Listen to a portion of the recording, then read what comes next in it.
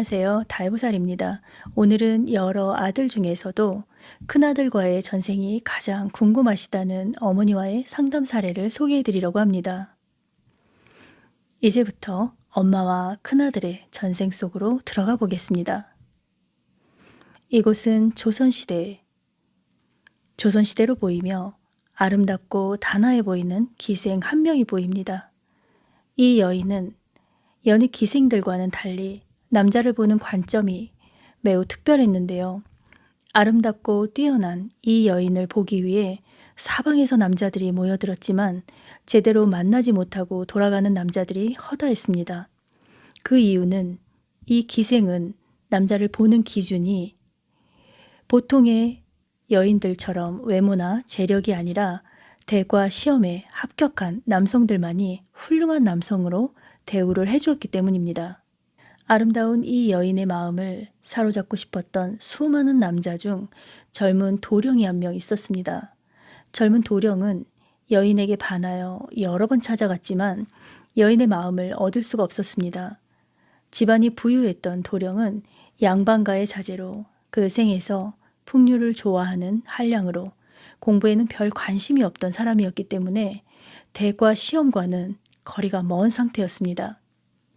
자격은 안 되고 아름다운 그 기생의 모습은 자꾸만 눈에 아른거리고 몇 번을 거절을 당하여도 도령은 포기를 못하고 계속 찾아가서 구애를 해보았지만 여인의 마음은 꿈쩍도 하지 않았습니다. 대과 시험에 합격한 양반들하고만 어울리는 기생이 야속하기만 했었는데요.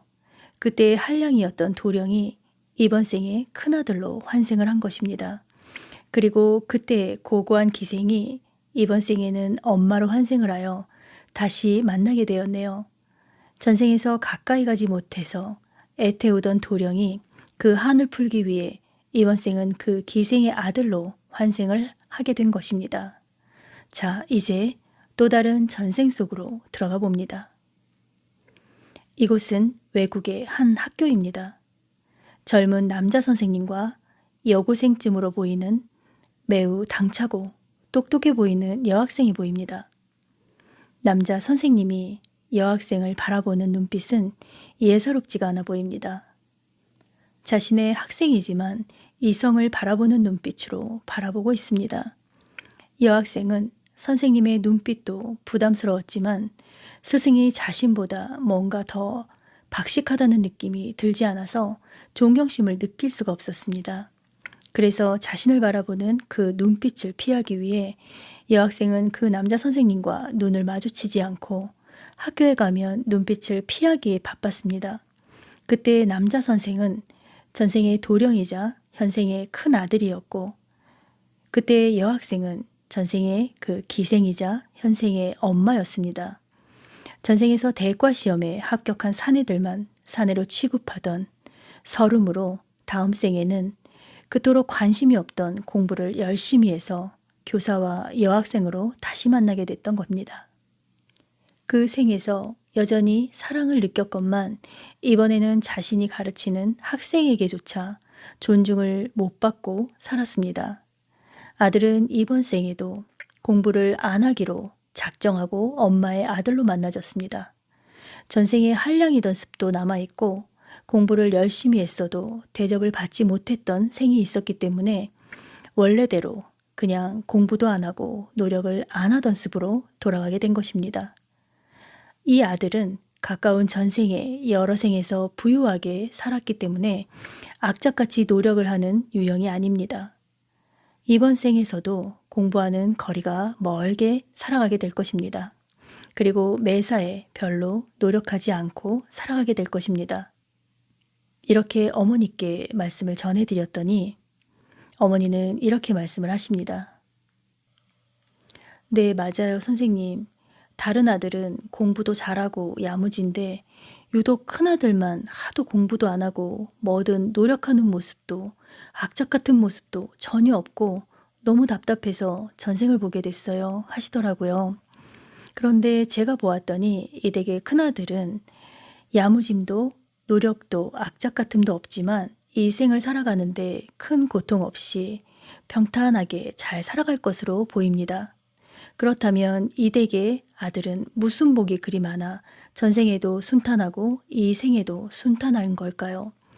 그건 아주 먼 전생에 선업을 많이 쌓아놓은 것도 있고 이 댁의 현생의 엄마가 몇 번의 전생에서 기도와 수행을 많이 하시며 종교계의 삶을 살았던 영향력도 있는 걸로 보입니다. 우리가 인연을 맺는 가족이나 배우자, 지인들은 무수히 많은 전생에 인연이 있었거나 몇 번 안 되는 전생이라도 깊은 여운이 남는 인연을 거쳐서 만나게 되는 경우가 대부분입니다. 그러한 과정 속에서 미움이나 증오나 못다한 사랑이나 그리움을 만들어내는데 이 부분이 상당히 중요하게 작용을 하게 됩니다. 내가 사랑하고 함께하고픈 누군가에 대한 강한 열망과 소망들이 그 다음의 생에서 어떠한 인연으로 다시 만나는 결과를 가져다 주게 될 때가 많습니다. 내가 전생에 간절히 원하던 대상이 나와 만나졌던 전생이든 나와 만나지 않았던 전생 속이든 그때의 생에서 무엇을 축적해 놓고 이번 생에서 또다시 나와 만나졌는가에 따라 그로 인해 내가 받는 영향이 매우 크게 작용하기도 합니다. 제가 여러 영상 속에서도 해드리고 있는 이야기 중에 사랑하는 누군가하고의 다음 생에 대한 염원으로 그 다음에 어떤 생에선가는 꼭 다시 만나게 되고 염원이 이루어지기 때문에 함부로 염원을 하지 않는 것이 좋다고 말씀을 드린 적이 여러 번 있었습니다. 이 댁의 큰아들의 경우는 전생에 사랑했던 여인에 대한 염원이 오히려 이번 생에 좋은 기운을 축적한 엄마의 아들로 태어나게 되면서 자신이 지어놓은 선업보다 순탄한 삶을 살게 될 예정이라 염원의 좋은 결과라고도 볼 수 있겠습니다. 하지만 이번 생에 큰아들의 수명은 그리 길지 않을 것으로 보입니다. 그리운 전생의 인연을 엄마로 만나서 전생의 한을 다 풀고 나면 영계로 돌아가게 될 것으로 보입니다. 그때 어머니께서는 너무 슬퍼하지 마시고 다음 생에서 이어질 아들과의 인연을 기다려 주셨으면 좋겠습니다. 달보살이었습니다.